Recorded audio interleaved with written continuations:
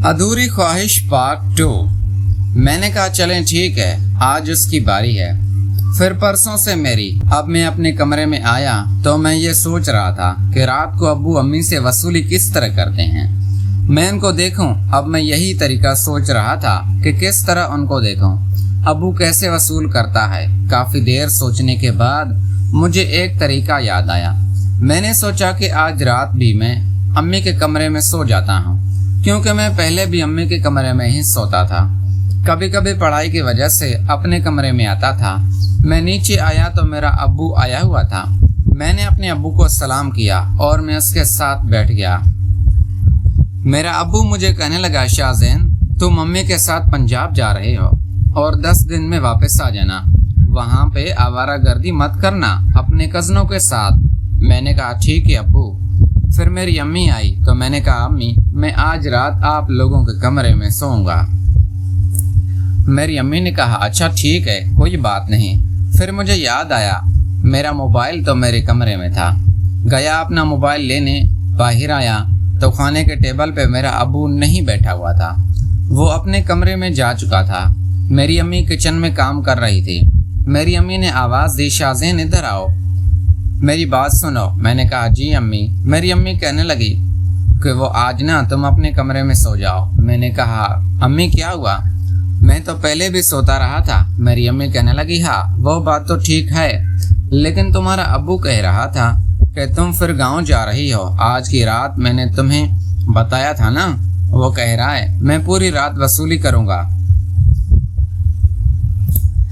तो मैंने कहा अम्मी तुम्हें मैं क्या करूँ, मैं तो पहले भी सोता था और पहले भी अब्बू वो काम करता था। तो अम्मी कहने लगी आज नहीं पता उसको क्या हुआ है, वो मुझे मना करके गया है। वो कह के गया है कि शाहज़ैन को बोलो अपने कमरे में सोए। फिर मैं ज़िद करने लगा।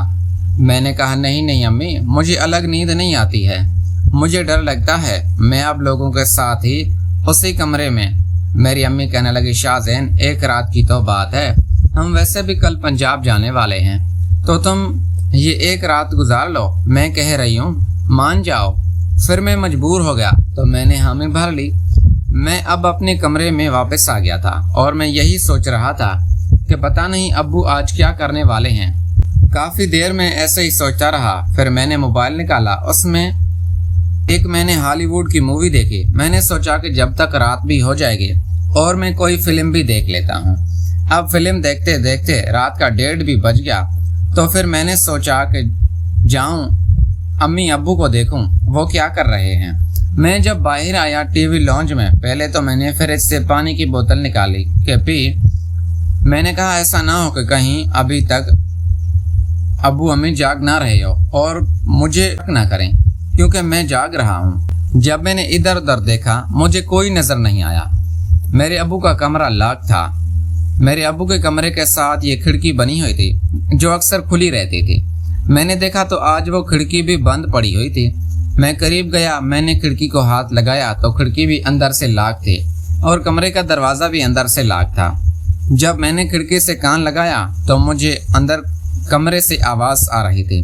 मेरा अब्बू मेरी अम्मी पे गाड़ी चला रहा था। वो कह रहा था कि आज मुझे जी भर के वसूली करने दो।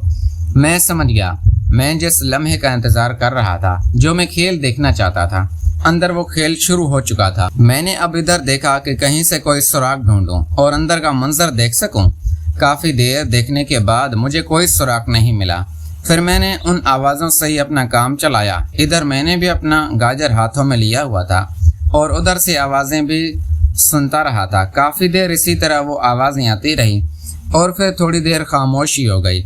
मैं भी अपने कमरे में आ गया। मुझे लगा कि अभी कोई बाहर ना निकले। मैं कमरे में आया तो अब मैं सोच रहा था कि पता नहीं अंदर क्या क्या मंजर होगा। यही सोच सोच कर मेरा दिमाग और भी ख़राब हो रहा था।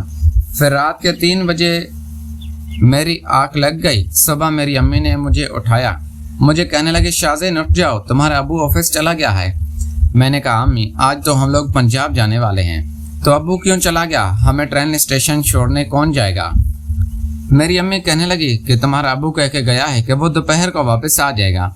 मैंने कहा अम्मी रात को अब्बू ने पूरी वसूली कर ली है क्या। मेरी अम्मी कहने लगी हाँ, वो पहले तो अच्छा खेल नहीं लेते थे पता नहीं रात को उन्होंने बहुत अच्छी परफॉर्मेंस दिखाई है। शायद काफ़ी दिन हो गया है उन्होंने मैच नहीं खेला था, इसीलिए वो काफ़ी अच्छा खेल गए हैं।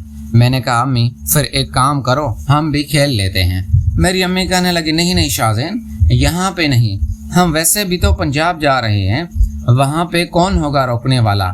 मैंने कहा चलो ये भी ठीक है। मेरी अम्मी कहने लगी कि जल्दी से नाश्ता कर लो, फिर जाओ वो दर्जी से मेरे कपड़े तो ले आओ। मैंने 2 जोड़े उसको दिए हुए हैं, वो असल में हमारे ही मोहल्ले का दर्जी था। मैंने कहा ठीक है अम्मी।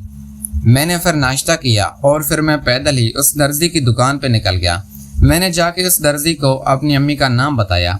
वो दर्जी मुझे कहने लगा कि तुम उसके बेटे हो। मैंने कहा हाँ, क्यों? वो कहने लगा तुम अपनी माँ को भेजो, मुझे कुछ और भी काम है, और मुझे वो कपड़ों का रंग भी भूल गया है। तो कौन से कपड़े हैं? तुम्हारी अम्मी आएगी तो खुद ही अपने कपड़े देख के बताएगी। मैं फिर घर आया, मैंने अम्मी को सारी बात बताई। मेरी अम्मी कहने लगी मुझे पहले ही पता था वो कमबख्त इंसान कपड़े नहीं देगा, वो मुझे क्यों नहीं कपड़े देगा। मेरी अम्मी कहने लगी असल में वो दर्जी नीयत का ठीक नहीं है। मैं जब पिछली दफ़ा गई थी तो वो अजीब तरीके से नाप लेने लगा, तो मैं समझ गई कि ये किस तरह का आदमी है, इसीलिए तो मैंने तुम्हें भेजा है। असल में कसूर उस दर्जी का भी नहीं था। मेरी अम्मी वाकई बहुत खूबसूरत थी, उनका रंग भी बहुत गोरा था, उनका निचला धड़ भी कमाल का बना हुआ था। मैंने कहा अम्मी ये बात थी तो आपने मुझे पहले क्यों नहीं बताया।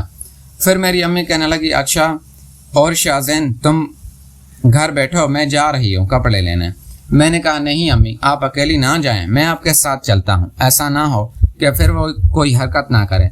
मेरी अम्मी ने कहा कि ठीक है। फिर मेरी अम्मी ने अपना अबाया पहना और हम दोनों उसी दर्जी की दुकान पे चले गए।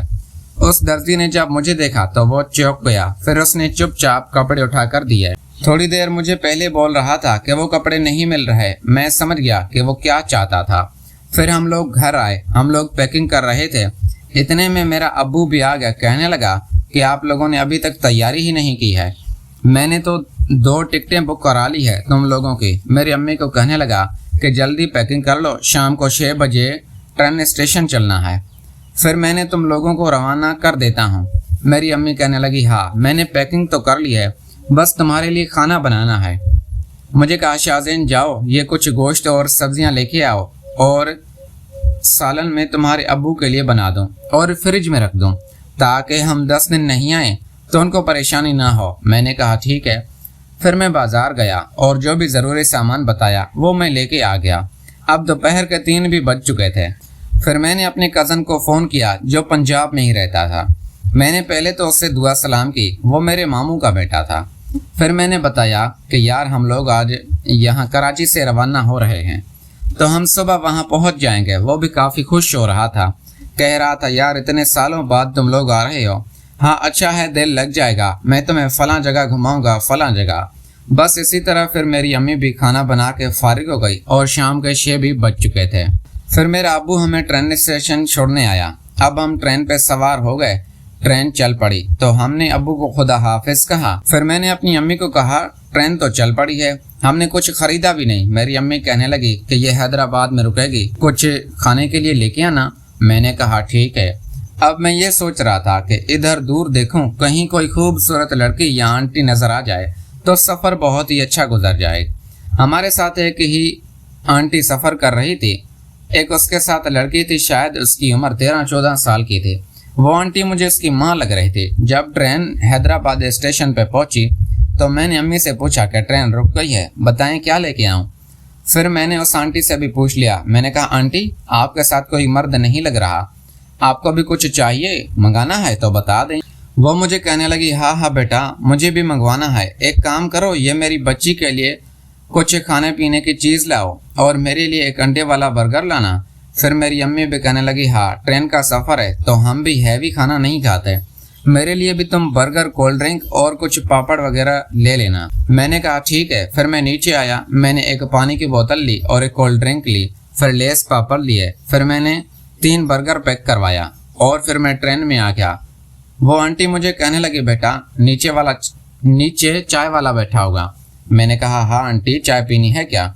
वो मुझे कहने लगी हाँ बेटा असल में मैं रात को डेली चाय पीती हूँ, जब तक चाय ना पीऊँ मुझे सुकून नहीं मिलता। वो आंटी मुझे बहुत खूबसूरत लग रही थी। अब मैं दिल में ये सोच रहा था कि किसी तरीके से आंटी का मोबाइल नंबर ले लूं, क्योंकि मैं अपनी अम्मी के सामने उस आंटी से कोई ऐसी वैसी बात तो नहीं कर सकता था। दोस्तों, इस कहानी की अगली किस्त देखने के लिए इस चैनल को जल्दी से सब्सक्राइब कर लीजिए, क्योंकि इस तरह की और भी अच्छी अच्छी कहानी आपको इसी चैनल पर मिलने वाली है।